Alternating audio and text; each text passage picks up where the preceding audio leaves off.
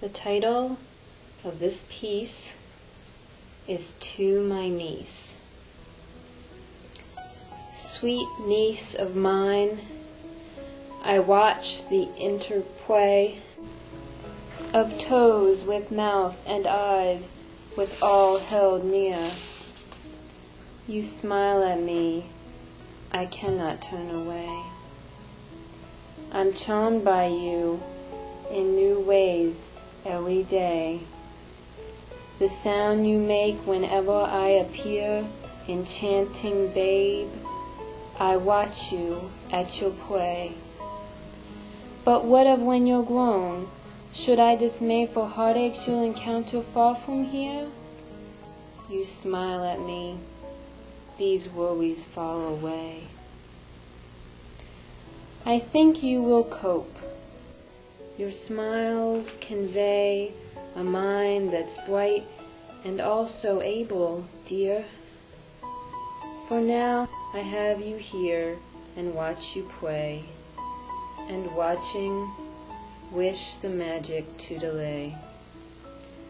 The switch of schools and advent of career, you smile at me, I cannot turn away.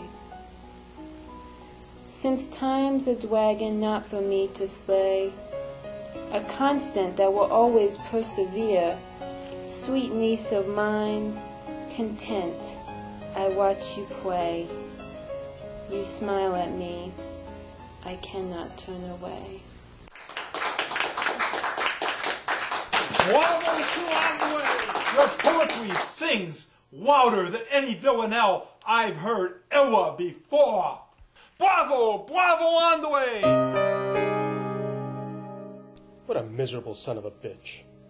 We sat in shock and silence while she sobbed, till Sillytoe took up her cause and cut MacDougall's throat with words. I hear a jackass bray, and all this time I thought Mac MacDougall was a pig.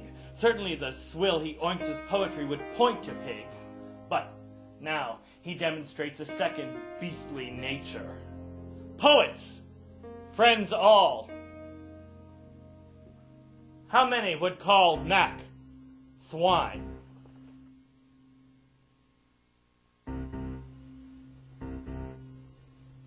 No? Then who would name him jackass? Come on, you chicken-livered bastards. Don't leave him hanging.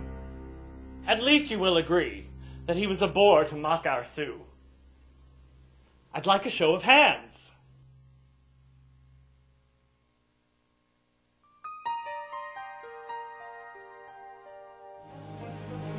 There you have it, Mac. Spell bore as you will, animal or dullard. We don't like you.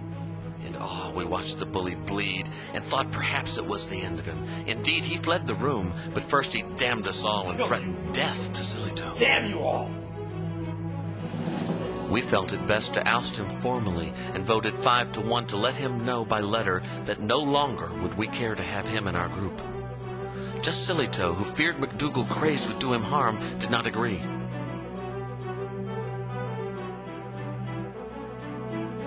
And he was right to think MacDougall banned could never be, for in July, when next we met, MacDougall strode into this room and claimed his right to stay, and challenged one and all to say him nay.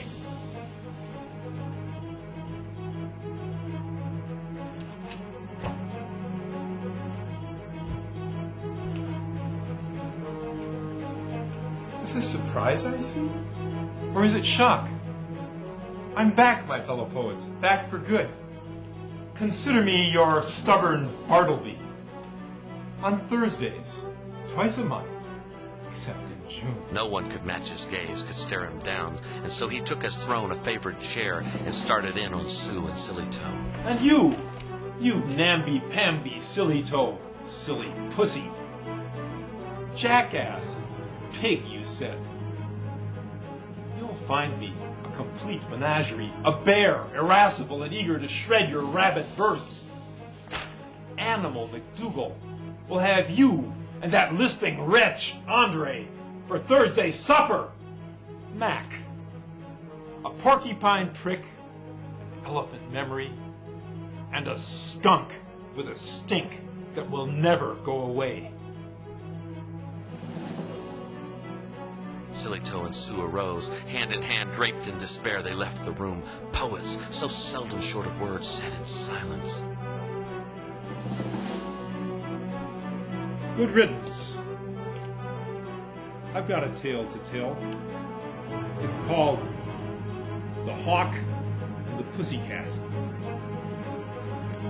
Pussy poet, wussy poet, pussy wussy ran to hide, shivered, hunched, and shut his eyes.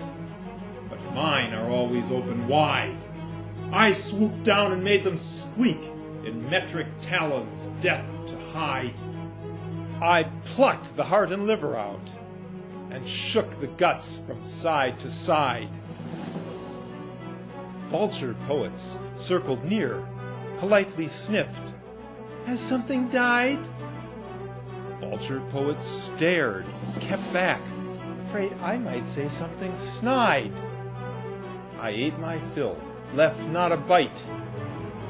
The vultures hid their heads and cried. Then Silly Toe, bread knife in hand, returned. A knife. You haven't the guts to use it. Guts has no meaning, McDougal. You're dirt. But judgment would discount your filth. To kill you would be not so brave as foolish. To gut you with this blade, do I then win? My liberty goes. My dignity goes. For guts.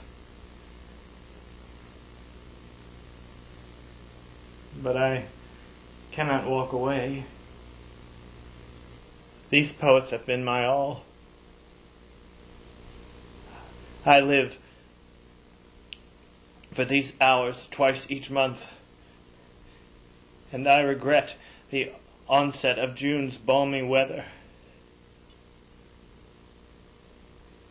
You have taken my life, all except the breathing. I take that now.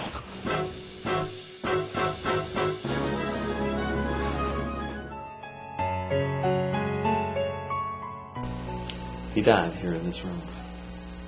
A horror, yes. There's something not soon forgot. But Dougal's gone, of course. So is Sue. The others come from time to time, but it's not the same. Come June, I'll go away. We'll meet once more before in May. And then in July, we'll see.